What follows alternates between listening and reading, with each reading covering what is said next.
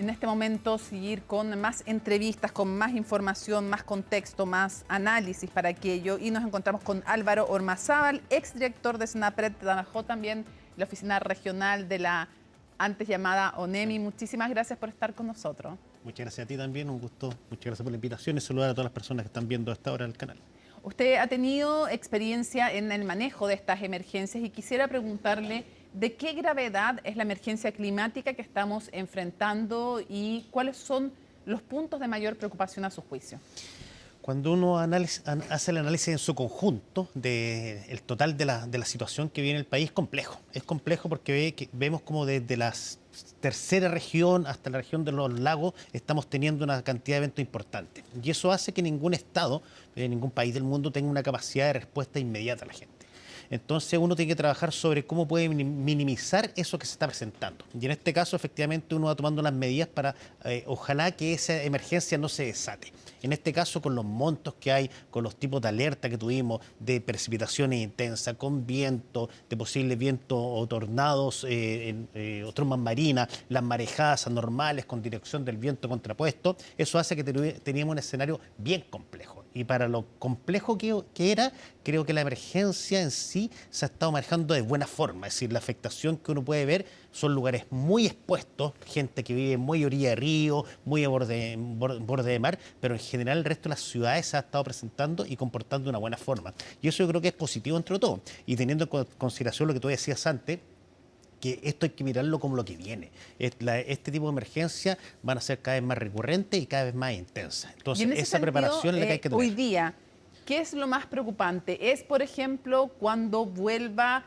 en la región de Coquimbo o tal vez más al norte un día martes a llover y ya el terreno haya recibido mucha agua, mucha más de la habitual, además en sectores ya no preparados para esto, no están acostumbrados? Entonces una segunda lluvia, aunque sea de menor intensidad, puede ser muy compleja. ¿Qué es lo que más debiera preocuparnos en los próximos días? Efectivamente, los terrenos del país son todos distintos. Uno ve como en la región del Maule está soportando la lluvia y uno podría, aunque no suene bonito, podría ser la gente de esos sectores a orilla del Mataquito ya como que sabe que todos los años tiene esta problemática y el terreno como que pasa y uno ve la imagen y se repite año a año. No es bueno acostumbrarse a eso, pero es importante tenerlo en consideración. Pero en las regiones de más al norte, las que se están viendo afectadas ahora, el sector de los Vilos, que vemos cómo está, o regiones que no están diseñadas para una estructura, inclusive la estructura que tienen municipal no saben atender muchas veces esta emergencia.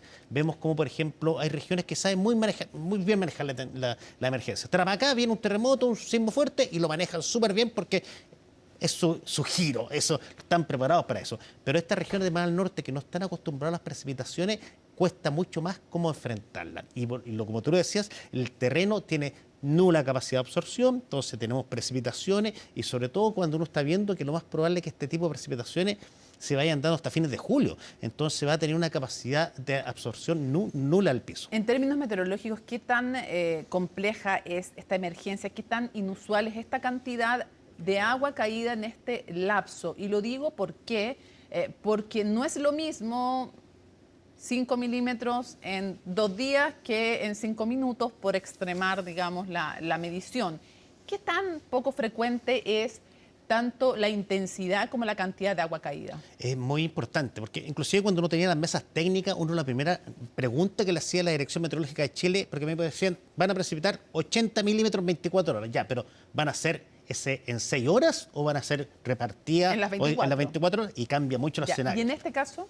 En este caso ha sido complejo porque en el fondo ha estado precipitando, no solamente, abstrayéndonos un poco de Santiago, porque la gente dice Santiago no ha precipitado tan intensamente, ha sido constante, pero no una lluvia tan intensa. Pero si fuera justo de la región, en la quinta región hemos visto Concón, o en las regiones más al sur, O'Higgins, hemos visto cómo ha estado precipitando muy intensamente y en corto periodo de tiempo. Lo único que podríamos decir que ha jugado un poco más a favor que la isoterma ha estado baja. Porque si no, ahí sí creo que estaríamos contando cosas aluviones, desplazamientos de y el terreno. Cajón del Maipo y toda la parte de la Florida. ¿Cómo se ve ese sector de la región metropolitana? A ver, lo que pasa es que y mucha gente también en redes sociales dice, siempre ha llovido en Santiago, la lluvia de los años 80, pero en esa época la ciudad era distinta, tenía otra estructura. Ahora se ha estado construyendo ciudades más resilientes, con capacidades, con bocatoma, con sistema de alcantarillado. Y también antiguamente los lugares, los mismos asentamientos irregulares estaban como dentro de la ciudad. pero con el pasar de los años, la gente se ha estado tomando sectores que están muy expuestos. Se está instalando, vemos Talagante, como está al medio del río, está instalada Toma. Entonces, claramente, tengamos una lluvia de 20 o 40 minutos, esa gente va a estar altamente afectada porque está muy vulnerable. Y contra eso es lo que hay que hacer el trabajo correspondiente, porque ahora estamos atendiendo la emergencia. Hubo un buen despliegue de las autoridades, hubo un buen despliegue de maquinaria, los puntos, pero eso hay que trabajarlo de una forma constante y trabajar porque todos esos lugares, como decía el alcalde, que no tienen las bocatomas, que no tienen los trabajos, hay que hacer la proyección. Y eso tiene un nombre, que son los planes de reducción de riesgo de desastre, que todas las comunas tienen que tenerlo. En su experiencia, ¿qué tanto tienen estos planes de manejo y de prevención de riesgo las comunas? A ver, en general las comunas han estado avanzando bastante. Hay un instrumento que tiene Senapred que busca financiar precisamente esos planes y así lo han estado haciendo, lo están financiando. Pero la parte más importante es cómo implementamos esos planes. Porque yo en el plan puedo escribir que tengo que construir 1000 colectores, hacer estudios, hacer obras de mitigación. Claro, se ve bien en el papel, digamos. En el papel se ve muy bien, pero ahora es ver cómo yo puedo efectivamente entregar los recursos para que eso se realice. Ya ahí viene otro desconocimiento, que muchas veces los alcaldes y dicen, no tengo los recursos necesarios, sí, pero las herramientas están.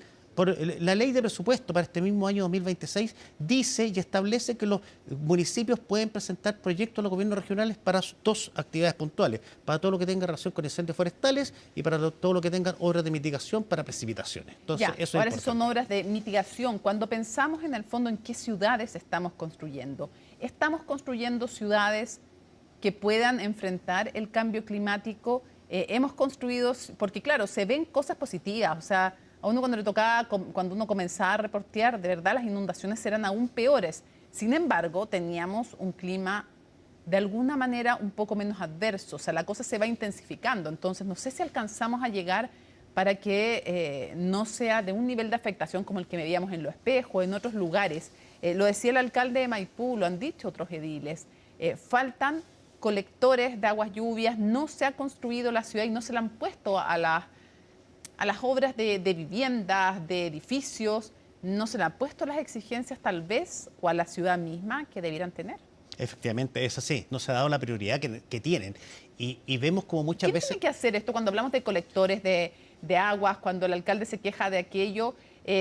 ¿Son exigencias que se le deban hacer a, no sé, a las inmobiliarias o son iniciativas que por ley son propias de los gobiernos regionales, comunales? ¿Quién es el responsable? A ver, bueno, claramente hay una autoridad que da los permisos de edificación, porque cuando yo hago un permiso de edificación, que construyamos un condominio, tengo que ver cuánta es la cantidad de agua, de desecho que tiene ese condominio y que va a ir a sumar más agua a un sistema que ya está colapsado. Entonces también si yo le estoy dando permiso para que construyan, también yo tengo que hacer mi culpa de decir, oye, en realidad no puedo seguir sumando más cosas porque tengo que tener la estructura que me reciba todo eso que está construido. ¿Pero yo le puedo poner como obligación a un proyecto inmobiliario, usted tiene que hacer tal colector? Sí, efectivamente. Se puede hacer pero ese conector ellos lo van a hacer y lo pueden hacer, pero van a decir yo dónde me conecto. Ellos necesitan conectar. Ya, ¿y el siguiente punto de quién es responsabilidad? Eso ya es parte de lo que tiene que ser el Estado. Ese plan maestro que es el que visualizan y muchas veces las autoridades no lo consideran porque dicen, oye, ¿qué probabilidad hay que en mis 4 años, ya sea alcalde, gobierno, pase algo grave? Entonces no lo prioricemos. Pero uno ve que en el fondo esa sensibilidad es la que hay que lograr y manejar y lograr que lo entiendan. Que en el fondo, la teoría lo dice, cada dólar que yo invierto en la preparación son $7 que me estoy ahorrando después en la respuesta. Entonces cuando el alcalde habla de una cantidad de millones de dólares que cuesta la inversión, yo te puedo asegurar que el retorno que va a tener eso en lo que no vamos a ahorrar atendiendo a la emergencia es mucho menor. Probablemente a los alcaldes les encantaría, pero no tienen los recursos para poder hacer esas obras. Ahora, le pregunto también respecto de cómo enfrentar la emergencia misma. Ya las cosas son lo que son, tienen que enfrentar la emergencia. ¿Qué tal ha visto el trabajo de este nuevo gobierno? Mira, yo para ser súper sincero, he visto que han logrado tener un empoderamiento del sistema. Cuando uno habla del sistema, no solamente habla del Senapred, sino que todo lo que lo rodea. Y a mí lo que me ha gustado en lo personal, que he visto que han empoderado la institucionalidad que hay. Es decir, he visto cómo han participado los ministros en el COGRID y no han existido reuniones aparte, que muchas veces sucedía. Iban al COGRID y como que después salían a tomar determinaciones en otra oficina. El comité del gobierno.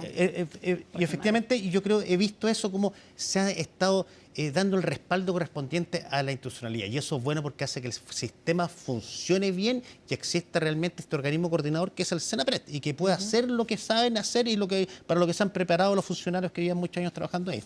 Y también creo que primera vez veo que se le da un buen provecho al estado preventivo de emergencia, que el estado preventivo de emergencia se utiliza hace bastante tiempo, pero en la práctica era un documento que se emitía y hemos declarado estado preventivo, pero uno veía poca acción en la realidad con esto. Y uno ve cómo con ese estado preventivo de emergencia efectivamente ya se pudo activar con eso el 2% de emergencia. O sea, no fue necesario esperar que la emergencia estuviera declarada o ya estuviera la gente pasando penurias para poder, con ese documento se pudo hacer. Con la misma alerta amarilla vemos cómo el sistema permitió que los militares se movilizaran sin necesidad de tener estado de excepción. Entonces, el sistema ya está tomando un nivel de madurez que es bueno y eso el gobierno lo permitió. Ahora, ya vimos desde el gobierno anterior este cambio desde la ONEMI a Senapred. ¿Qué cambio implicó esa modificación, aparte del nombre, que ya estábamos como chipeados con la ONEMI y ahora Senapred? A ver, lo principal que tiene el cambio es que permite que la institución pueda trabajar en la etapa previa. Uno siempre asociaba a la ONEMI con la parte de respuesta, la entrega de cajas de alimentos, la rapidez con que se hacía, pero aquí permite que el sistema pueda trabajar en la etapa previa, en la elaboración de los planes de reducción y los planes de emergencia. Yo creo que lo único que le estaría faltando al sistema, y lo voy a decir más o menos, es colocar un poco más de diente a esta institución que permita que realmente cuando algún alcalde, bueno, en este momento tiene un rol de supervisión, que es un rol súper ambiguo, porque en el fondo tú puedes supervisar diciendo al municipio, ¿tienes su plan? No, no lo tengo. Ya. Listo, supervisé. Y puedo ir a la Contraloría como podría ir yo como persona natural. Entonces, faltaría que realmente tenga una atribución que realmente cuando no cumpla puede realmente ir a la fiscalía, presentar documentos y no tenga un costo político por estar haciendo ese cuestionamiento. Yo creo que eso es lo que falta, que realmente se asuma la responsabilidad y vean que tener el plan de reducción de riesgo de desastre es relevante para los trabajos de la comunidad. Y a nivel de ciudadanía, ¿a quién recurren las personas cuando, por ejemplo, veíamos en Lo Espejo que se inunda toda la calle y termina entrando esa agua a las casas? ¿De quién es responsabilidad? Vemos eso, por ejemplo, en Coquimbo vimos una grúa de una empresa constructora que se cae encima, una negligencia más sabiendo el pronóstico del tiempo que venía y tienen ahí, y no tienen una solamente, sino que tenían otra grúa al lado. Entonces, claro, ahí es como obvio que uno dice, bueno, voy de inmediato y no sé, demandará esa familia, mientras tanto no sé con qué dinero se podrían hacer cargo de estar en otro lugar, de reconstruir en el fondo su casa, porque eso se demora en esos juicios. Ellos decían, vinieron y después no vinieron más, decían la constructora. Entonces ahí es como un poco más obvio, ya, voy donde la constructora, los demando a ellos. Entre medio no sé qué hacen. Pero ¿qué pasa cuando se inundan, se siguen inundando las casas, entra el agua, la municipalidad trabajando con motobomba, se habla que faltan colectores? ¿Quién es el responsable? ¿Qué hacen las personas ahí? ¿A quién responde? ¿A quién reclaman? No, es difícil porque efectivamente tú ves que hay gente, que lo decía yo en el sur, el río Mataquito, permanentemente esa gente todos los años, y uno ve como entrevistan a la persona y dice, oye, a mí todos los años ese río se desborda. Entonces, efectivamente, demandar al Estado una persona natural es como bien complejo, porque en el fondo tienen que hacer un proceso bastante largo y muchas veces no tienen los recursos, entonces caen en un acostumbramiento de que todos los años vamos a seguir inundando. En el caso de la grúa, puntualmente aquí una empresa... Ahí es más fácil, o sea, más fácil entre comillas, más fácil en el sentido que es más identificable simple y identificar quién es el responsable. Pero cuando en una casa, en el fondo, están en Lo Espejo, están en un pasaje y termina entrando el agua a las viviendas, ¿quién es el responsable?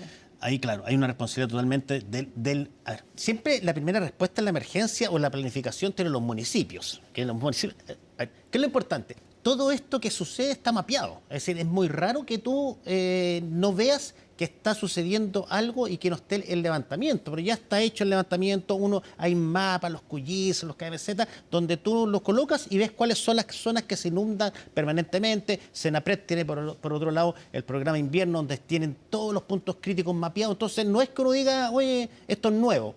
Puede aparecer un punto nuevo porque a lo mejor alguien botó basura y hizo que ese lugar que se inundaba permanentemente ahora cambió la dirección y está en otro lugar. Pero finalmente los puntos están. Entonces, lo que hay que hacer es ver cómo podemos trabajar. Uno, la gestión del riesgo de desastre la tiene que trabajar sobre el riesgo residual. ¿Cuál es el riesgo residual? Ese riesgo que yo ya hice la obra de mitigación, hice las capacitaciones a las comunidades y ya sobró ese riesgo, ese es el riesgo que supone que yo debería estar atendiendo, no estar atendiendo ese desborde que sucede todos los años.